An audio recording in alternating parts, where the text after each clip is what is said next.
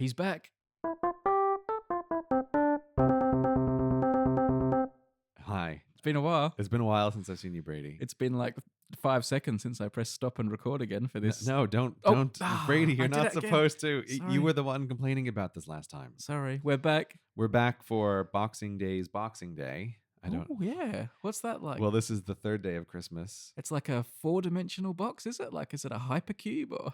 In my head, it was just a smaller box after the first box. Let's call the 27th Hypercube Day. Okay, I can go with that. It's the next level from a box. Right. All right. I like that. Okay. We're here for Hypercube Day. As everybody knows, the third day of Christmas. Exactly. Traditionally, when you would give your plumber and servants a hypercube with a present inside. And they would try to hold it and fall into another dimension forever. Yeah, well, there you go. That'll teach them. So we have this ever diminishing pile of cards in front of. Barely diminishing. Yeah, we've taken a huge dent out of it with the 5 or so that we've read so far. Should we pick another one? We should pick another one. Let me go for one. Okay. Very Christmassy card, just a very typical snowy scene with a church and a Christmas tree. This comes from Anna Haley Tim. I don't really know what's going on there. Dear CGP Grey and Brady, heard your request for Christmas questions while out doing a bit of Fittertron 5000 Oh, well done. at the Keswick somewhere in Keswick. Keswick's up in the north of England. That's Keswick, where we live now, and it's pictured on the card. Okay, so that's a scene from Keswick. And Keswick is in the Lake District. Oh. A place you really should visit, according I've to heard great things about it. Yeah. Our question for you, which often has us pondering on our many lovely walks, is: do we walk in the wood or the woods?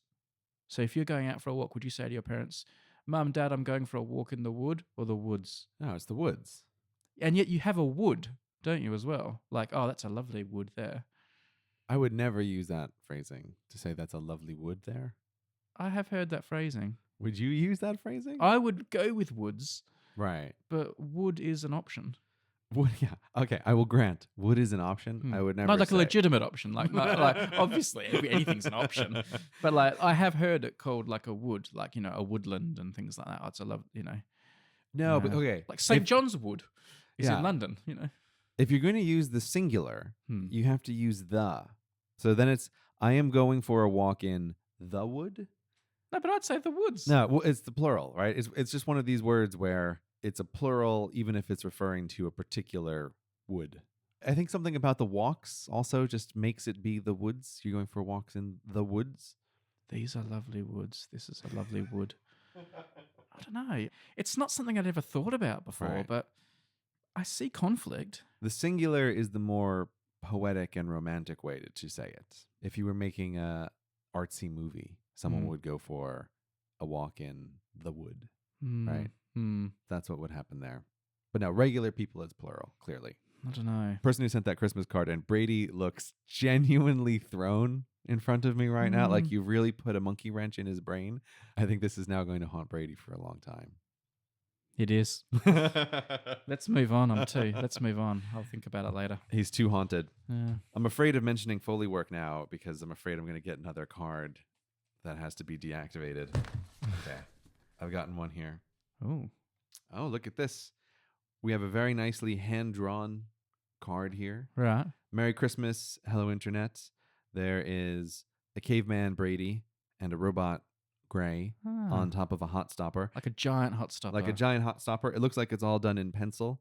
My robot head is also doubling as a Christmas ornament, which is a nice touch. There's a bee about to land on my hand wearing a little bee Santa hat and a sign indicating the left-right division that is still splitting Tims worldwide about who's on what side. Well, there's a drawing on the back as well, Gray.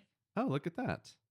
The drawing on the back is labeled as a sneaky CGB Gray, and he is declaring that he will rule the world with an iron bee. Right. I mean, I guess if I had an army of those bees from that Black Mirror episode, I could rule the world. Yeah. That is, once again, the only way I would accept dictatorial power is with absolute control. Are bees the soldiers you would choose to rule the world with? Like, would they be an If I effective... could get those robot bees from Black Mirror, that'd be pretty good. Like, that'd be a pretty hard thing to beat. Yeah, you're right. All right, someone's keeping track of things. It has been 59 Brady hot stoppers since the last Gray's hot stopper hot drop.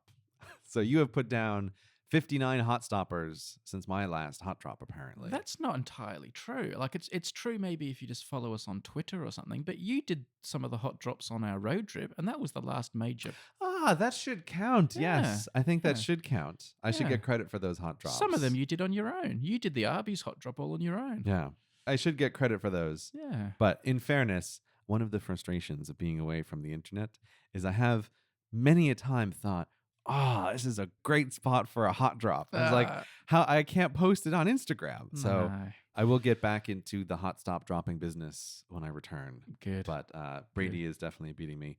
And for your own interest later, Brady, there's a whole bunch of hot drop statistics at the bottom there. Percentages, like discovery percentages and all sorts. So this must be the person who runs that Hot Stopper Twitter account. Oh, yes. Sparky, the hot stopper record keeper. Yes. Okay. So the question is, with how plentifully hot stoppers have been dropping, are supplies running low?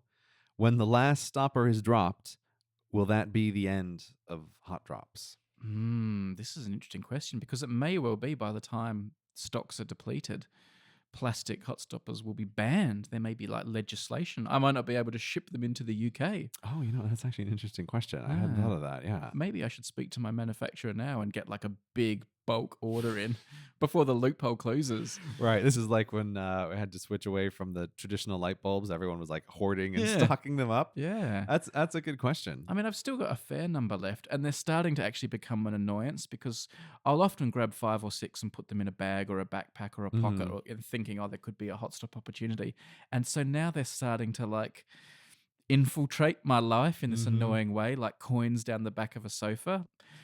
Quite often when you have dogs, you'll be like out somewhere at some posh place and you'll reach into the pocket of your trousers and you'll find a dog poo bag from when you last went on a walk. And you start finding them all the time. So I'll be out filming someone for work and I'll reach into my camera bag to get a lens and I'll pull out like a hot stopper as well. It's like, god damn, these bloody hot stoppers, they're everywhere.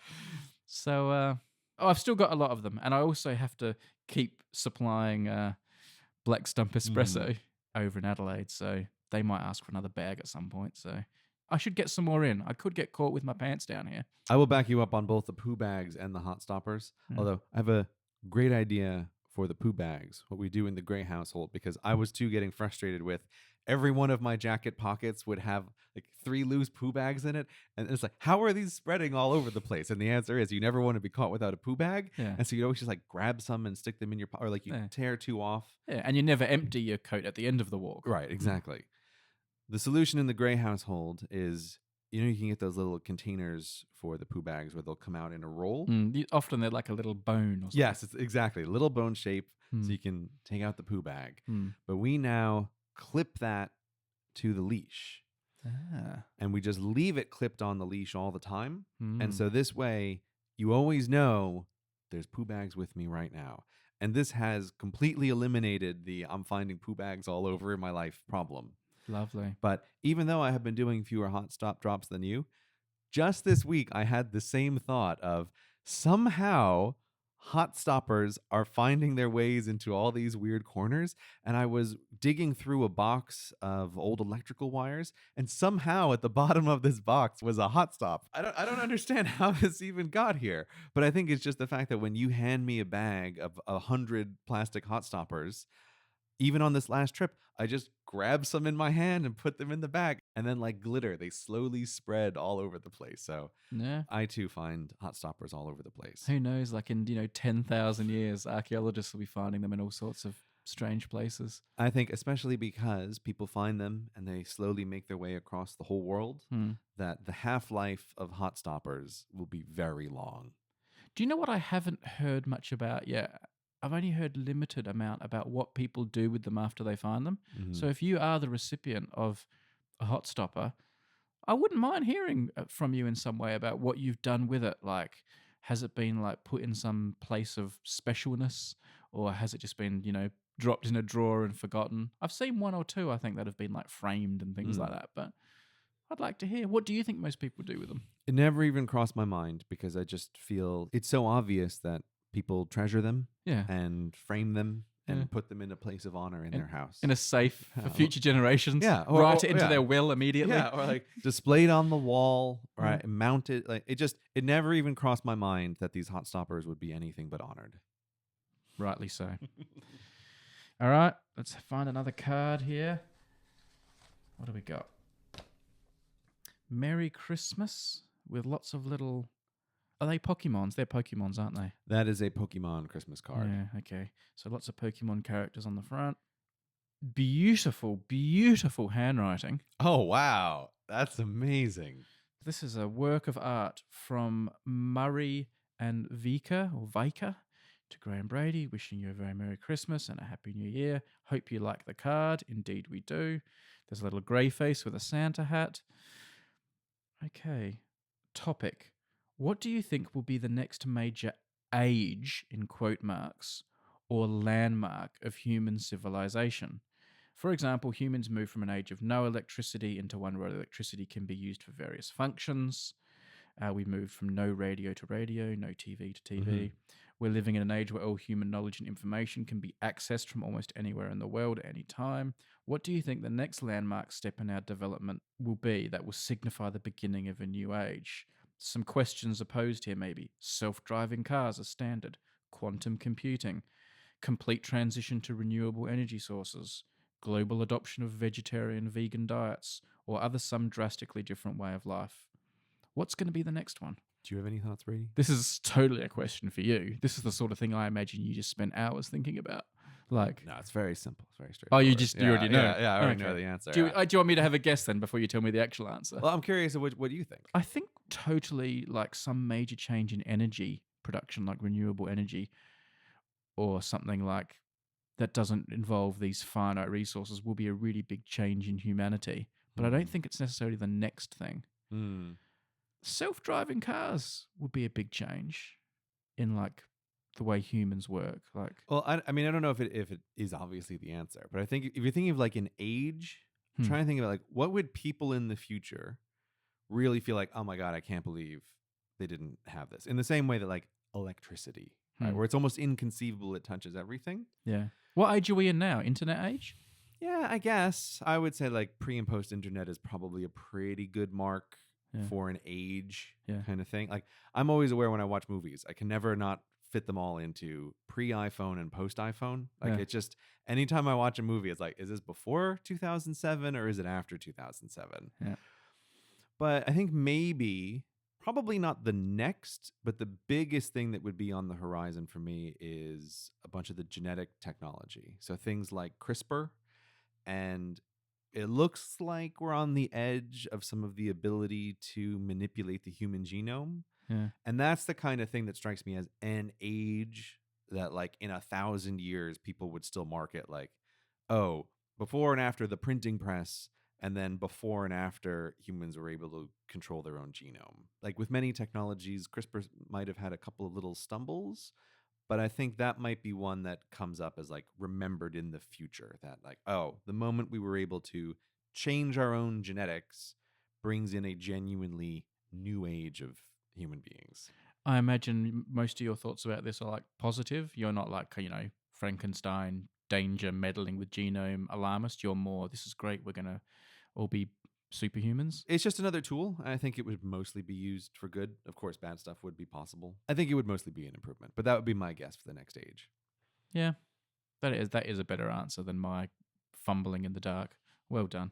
Well, it's been a great Hypercube day with you, Brady. Yes. Happy. Wish you all the best. A many-sided Hypercube day. Yes. Yeah. We're not going to name tomorrow after a 5-dimensional cube, presumably. We're running out of ideas very fast. All right. I'll see you tomorrow, Brady. See you tomorrow. Bye.